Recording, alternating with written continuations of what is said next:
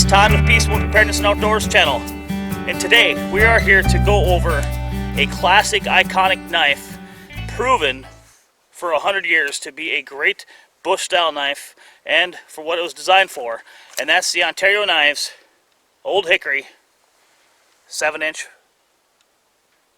butcher knife.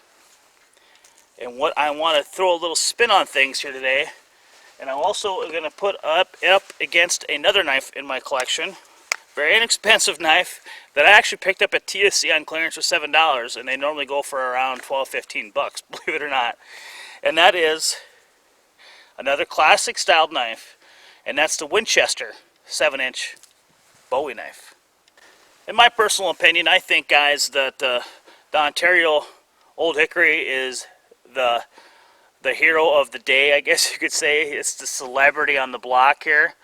Again, iconic styling. It's gone back hundreds of years, used by boat folks. Again, for hundreds of years. Dave Canterbury is definitely one that has put this for the common man style, bush style knife. I also picked up a K-bar black leather sheath for it. Combining these two, you're looking right around the $20 range for cost. So I get, even for the blade steel and those kind of things, the Old Hickory is a super high valued knife. And again, like I said, I want to throw a little, not throw a little monkey wrench or anything like that, but I kind of wanted to go up against another classic styled knife. Now this definitely doesn't hold the renowned abilities and stuff like the Ontario, but the Winchester style Bowie knife. Winchester is kind of a popular in the knife world, I guess you could say, on their larger style Bowie knife.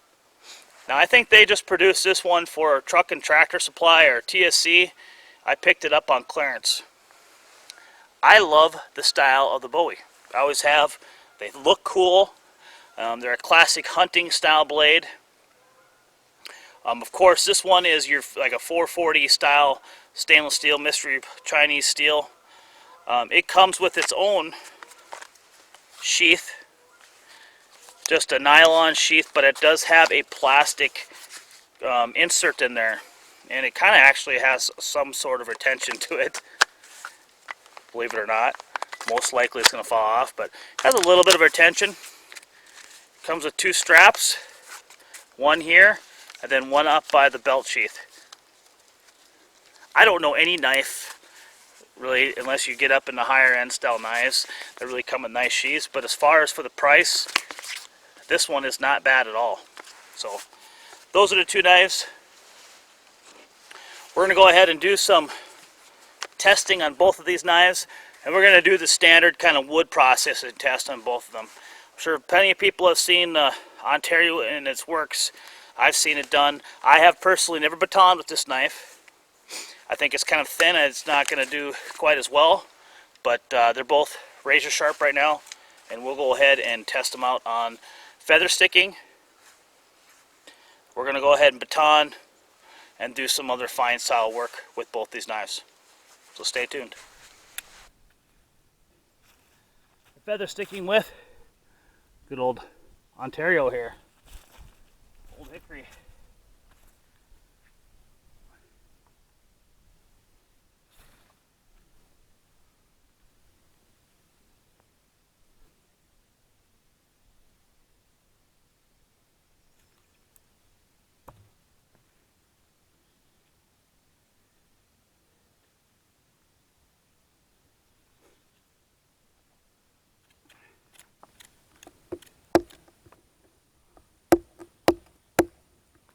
Alright, so a lot of guys, you can use a blade. Holy cow, this thing does absolutely fantastic. Up there than I thought.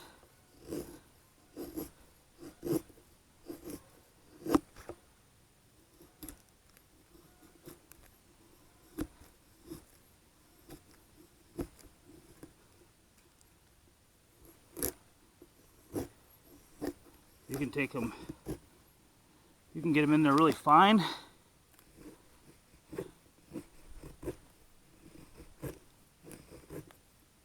You just walk the Ontario blade.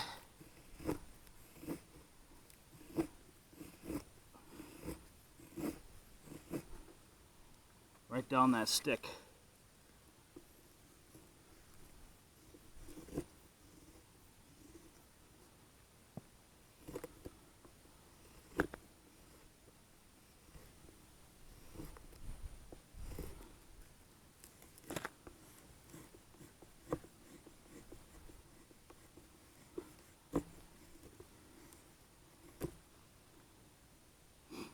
Not as pretty, but I'm not very good at feather sticking, so now we're going to go ahead and try the Winchester Bowie.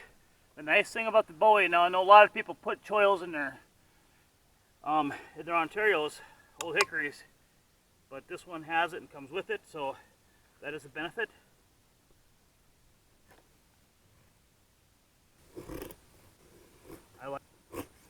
I like the choil a lot.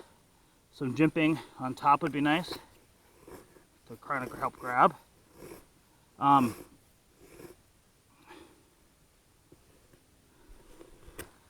don't know if it's the wood in here. There's a knot right there.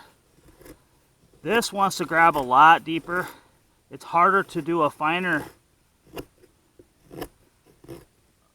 cut unless you get up towards the tip here, I guess.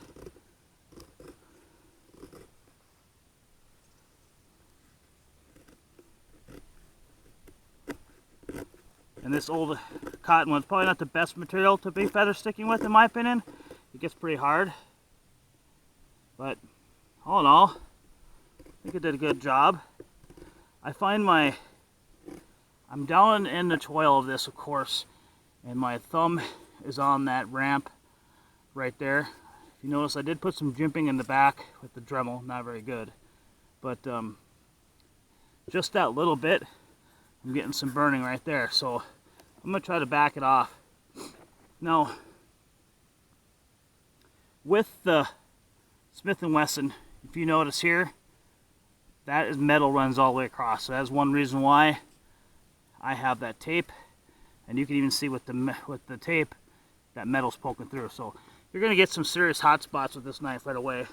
If you're there pretty good with micarta or wood, you could make yourself a nice handle if you want to put it on this cheap steel. I'm going to back it off and use just the handle.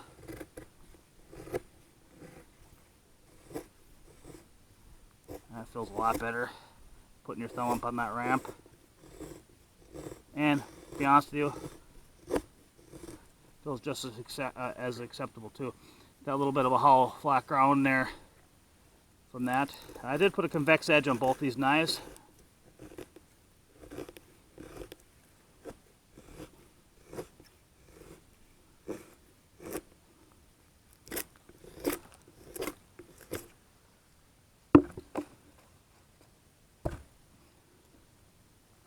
I'll go back here with the Ontario. I'll give another feel for it. Oh, guys, Ontario is so much more precise. That thinner blade, I want to say there, I don't know the dimensions on the thickness of these.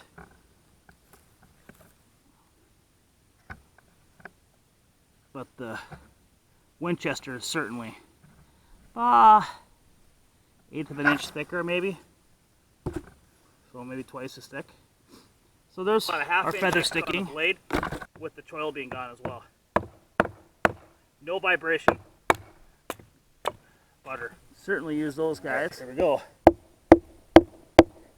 That is one dense piece of wood, guys.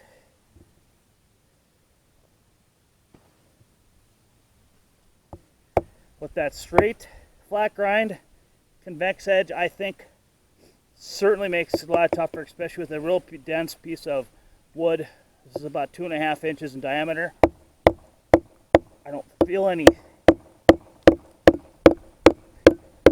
like the blade wants to give, but it doesn't want to go through the wood either.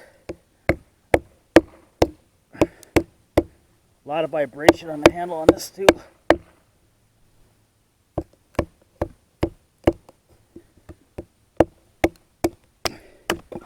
There we go. Now we'll see once we get it quartered here how much easier it is.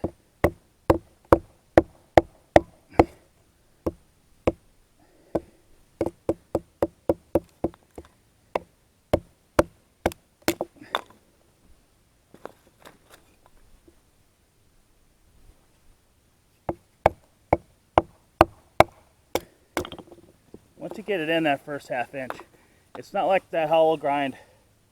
You got a little bit of a ridge on these, but I don't think that's quite enough. It's certainly good for going through meat.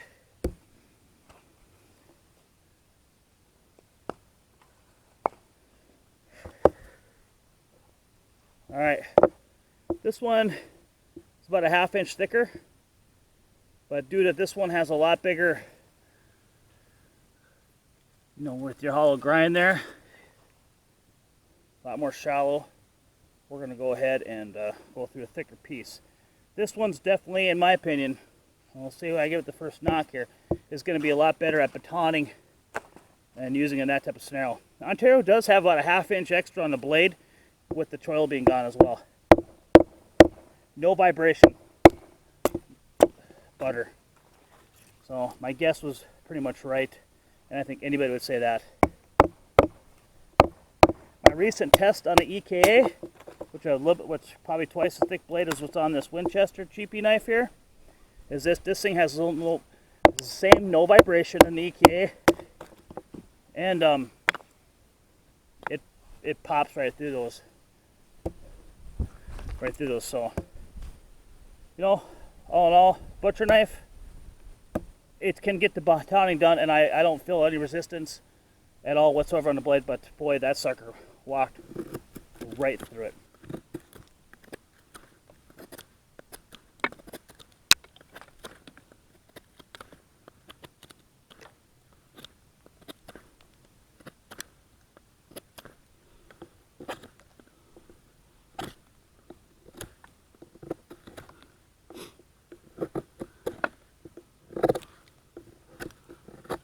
As far as the handle goes, Ergonomics, in my opinion, even though this thing has some good grip with your fingers, it does feel good, but that metal coming through with no, even with this tape on it, maybe Wilson wrap would be nicer, but I'm getting definite hot spots.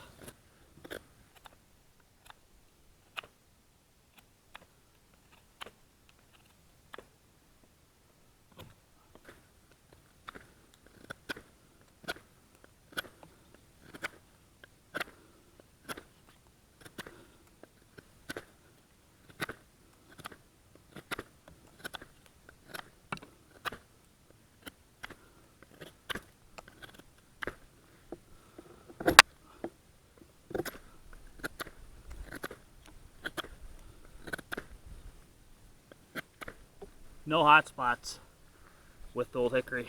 It probably weighs half as much as that Bowie style knife, and that's due to the thickness of the blade. With the Old Hickory, definitely, in my opinion, a lot more precise cutter. Falls short in the batoning. Obviously, if you notice there too, the stabbing, you're going to have probably a lot stronger point, but that one's going to definitely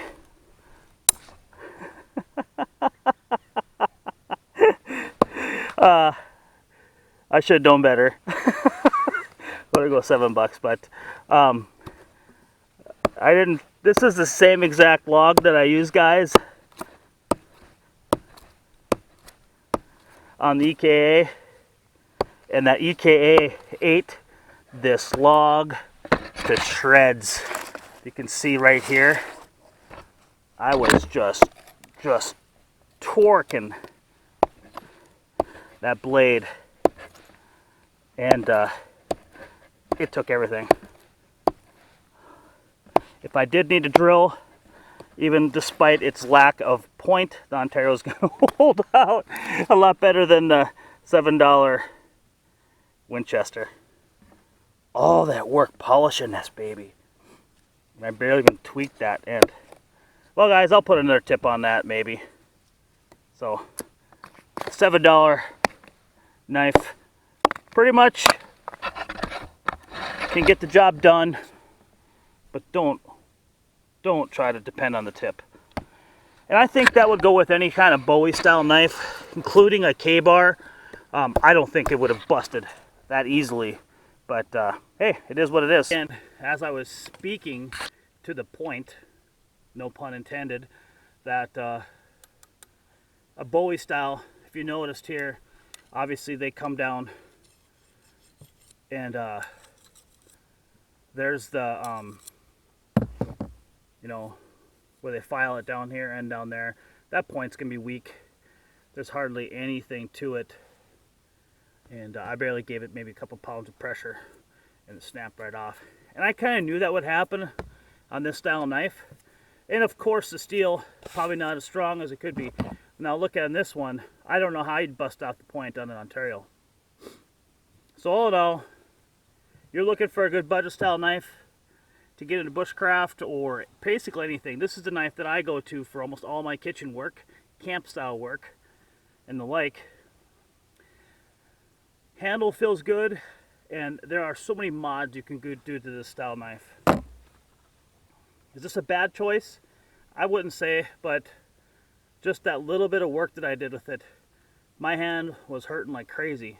And despite the despite the fact that I busted off the point, you know, if you're gonna do some light chores or maybe have this as a strictly batoning knife, I don't know. I just also think if you were to baton and hit that tip, that sucker's gonna bust off too. So that's it for that one. So I kind of came out here to kind of dispel the fact that cheap knives are just that. But the reality of it is that that style of knife, if you come to a sharp point, it's made for stabbing. Is it going to be made for stabbing and pulling out? No, it's made for piercing. You know, more of a soft tissue kind of thing, in my opinion. The reality though is if you are in a survival situation and you need to depend on it, I think if you had any, would I go with that knife or would I go with Ontario? The Ontario is going to do a lot more. The batoning thing, it made it through it once it got that initial, past that initial little thing. If you had a little bit thicker style butcher knife, it might even work even better. So, as I rant on about these particular knives, I like the Bowie style knife. I like the way they look. They're mean looking. They're kind of a fighting slash hunting slash that type of knife. And I guess you can form your own opinion on whether or not it's a survival style of knife. Do I blame the steel on that particular knife? I think that's a 50-50. I think a Bowie style knife coming to a thin point like that's going to break. Same thing like a Tanto. It's made to pierce. I don't know if it's made always to pierce a hardened wood like that. One thing about cottonwood, it's a softwood typically, but as it dies and then as it dries, like this log I got sitting here, it gets almost like concrete until you get down in that deeper soft tissue of it. So all in all, guys, this is just another kudos for the Ontario 7-inch butcher knife. Pick yourself up a K-bar leather sheath. You got a great little $20 knife. It's going to last you, something you can keep very, very sharp, very easy to sharpen in the field with a regular stone, and something that's going to stay sharper in the field as well. Give it a little test. After batoning, better sticking, and some of the stuff you didn't see, but can say the same thing. Hold the sharpness pretty safe with how this thing. That one didn't hold up. These things were about razor sharp. It's doing pretty good. I ripped it there. I think cardboard. Easy. I think cardboard. You got your cheap. Would I say high value? Probably not. $7 on clearance with a sheath. $20 with a good leather K-bar sheath. High value in the moral level style value on Ontario. Hey, this is Todd with Peaceful and Preparedness and Outdoors channel here on YouTube. I want to thank you guys so much very much for watching my videos, liking, subscribing, and sharing them. It means a whole heck of a lot to me. If you like this video, go ahead, throw a thumbs up down below. Please subscribe if you're new to the channel, and please share this if you found this to be of any usefulness in finding how to break a tip on a cheap knife. So, again, this is Tom with the Peaceable Preparedness and Outdoors channel. And always remember, be prepared to live outdoors.